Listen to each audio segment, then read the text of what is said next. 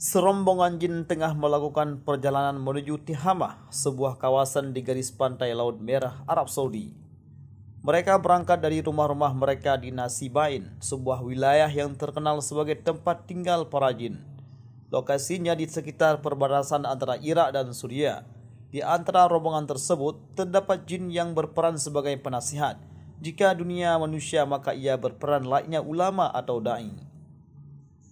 Lalu apa tujuan dan berapa jumlah mereka? Apa tujuan perjalanan mereka? Ada yang bilang mereka sekedar melakukan safar. Sebahagian lain mengatakan mereka terbiasa melakukan perjalanan seperti halnya manusia. Yang lain bilang mereka mencari tahu siapa yang telah menutup rahasia langit. Mengingat pasca diutuskannya Rasulullah, rahasia langit dijaga para malaikat dari curi dengar para jin. Apapun tujuan mereka, perjalanan tersebut menjadi sejarah besar bagi kaum jin. Jumlah mereka pun tak jelas angkanya. Dikisahkan ada 9 jin. Lain kisah mengatakan hanya 7 jin dalam rombongan tersebut. Terlepas dari jumlah tersebut, ada satu jin yang merupakan sang ulama atau juru dakwah di kalangan kaumnya. Ada satu jin pula yang bernama Zauba'ah. Mungkin dialah sang ulama jin tersebut. Di tengah perjalanan, tepatnya di kawasan Nakhla Saudi, para jin tiba-tiba mendengar sesuatu yang belum pernah mereka dengar sebelumnya. Maka nikmat Tuhan manakah yang kamu dustakan? Sebuah ayat Al-Quran yang dibacakan dari surah Ar-Rahman menarik perhatian mereka. Mendengarnya, merindinglah tubuh-tubuh mereka serta merta mereka mendekati sumber suara. Ternyata seorang yang mulia tengah menjadi imam salat yang dimakmumi sekumpulan manusia. Ialah Rasulullah SAW. Saat itu Rasulullah dan para sahabat tengah menunaikan salat subuh. Rasulullah membaca surah Ar-Rahman saat memimpin jamaah salat. Para jin tersebut pun kemudian ikut bergabung dan duduk di belakang manusia. Mereka ingin mendengarkan ayat-ayat yang dilantunkan sang Nabiullah. Diamlah, perhatikan bacaannya. Sang ulama jin meminta rombongan diam untuk mendengar bacaan Rasulullah. Rombongan jin yang tadinya berbisik-bisik ribut itu pun kemudian hening menghayati ayat Al-Quran. Sebagaimana manusia, jin pun merupakan makhluk ciptaan Allah. Al-Quran pun diturunkan untuk seluruh alam. Rasulullah pun diutus untuk umat manusia dan jin. Maka ketika mendengar firman Allah dari lisan Rasulullah, tergugahlah hati para jin tersebut.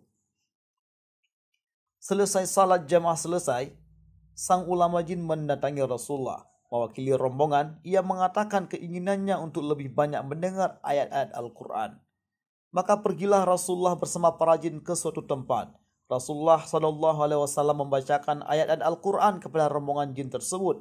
Sang ulama jin juga berdialog dengan Rasulullah. Ia belajar Islam darinya. Hingga kemudian sang ulama jin menyatakan diri ingin berislam. Rombongan jin tersebut hendak menjadi mu'alaf. Maka mereka pun bersaksi syahadat langsung di hadapan Rasulullah. Mereka pun resmi menjadi muslimin dan berbaiat kepada Nabi. Masuk Islamnya para jin ini terjadi di sebuah masjid di Ma'lala, dekat komplek pemakaman muslimin di Makkah. Di kemudian hari, bahkan hingga kini, masjid tersebut masih berdiri dan dinamakan Masjid Jin atau juga Masjid Al-Bayyah karena kisah para jin yang memeluk Islam tersebut. Setelah berislam, pulanglah para jin ke kampung mereka. Sang ulama jin yang langsung belajar dari Rasulullah kemudian memulai dakwahnya. Wahai kaumku, sungguh kami telah mendengar bacaan yang menakjubkan. Bacaan itu menuntun ke jalan yang lurus dan di sanalah kami beriman. Dan kami tidak akan pernah mempersesukan sesuatu pun tentang Tuhan kami. Ujarnya di hadapan para jin. Maka gemparlah dunia jin. Dakwah Islam pun mulai tersebar di dunia jin. Sebahagian jin kemudian turut memeluk Islam dan mengunjungi majelis Rasulullah. Mereka beribadah dan menauhidkan Allah. Sebahagian lain seperti halnya manusia menolak dakwah Islam. Mereka kafir atau memeluk agama lain. Ada pula jin kafir yang ikut andil membuat manusia kafir. Sebagian jin lain pula menjadi Tuhan yang diagungkan sekelompok manusia yang tersesat jalannya.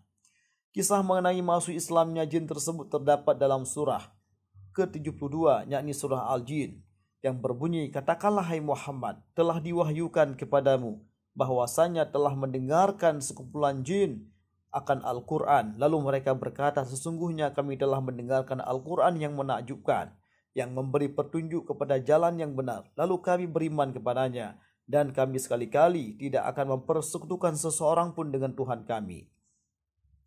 Banyak hikmah di balik kisah tersebut, di antaranya menjadi kabar bagi manusia bahwa jin pun sebagaimana manusia, ada yang beragama Islam, ada pula yang kafir. Jin merupakan makhluk Allah, maka tak layak disembah.